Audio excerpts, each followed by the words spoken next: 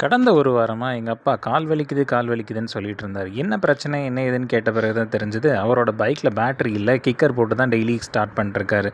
எங்கே போனாலும் வந்தாலும் கிக்கர் போட்டு தான் வந்துட்டுருக்காருன்னு தெரிஞ்சது. அதுக்கப்புறம் வந்துட்டு பேட்டரிய கழட்டி எடுத்து மல்டிமீட்டரில் செக் பண்ணி பார்த்தாங்க. மல்டிமீட்டரில் வெறும் 4 வோல்ட் தாங்க வந்துச்சு. அப்போவே புரிஞ்சுக்கிட்டேன் இந்த பேட்டரி செத்து போகிற கண்டிஷனில் இருக்குன்னு. உடனே எல்லாத்தையும் எடுத்து லேபிள் எல்லாம் பிரிக்க ஆரம்பிச்சிட்டேன். பிரிச்சுட்டு அதுக்கு வேண்டிங்கிற மருந்து எடுத்து ஊற்ற ஆரம்பிச்சிட்டேங்க. ஒன்றும் இல்லைங்க, டிஸ்டில் வாட்டர் தான். சமையலுக்கு எப்படி உப்பு தேவையான அளவோ அதே மாதிரி தாங்க டிஸ்டில் வாட்டரும் பேட்டரிக்கு தேவையான அளவு மட்டும்தாங்க ஊற்றணும். ஊற்றி முடிச்சுட்டு எனக்குன்னு இதுக்குன்னு ஒரு அடாப்டர் வச்சுருக்கேன். இந்த அடாப்டரில் பேட்டரிக்கு எடுத்து பவர் சார்ஜஸ் எல்லாம் கொடுத்து ஒரு 1 or 2 hours மட்டும் சார்ஜ் போட்டேங்க.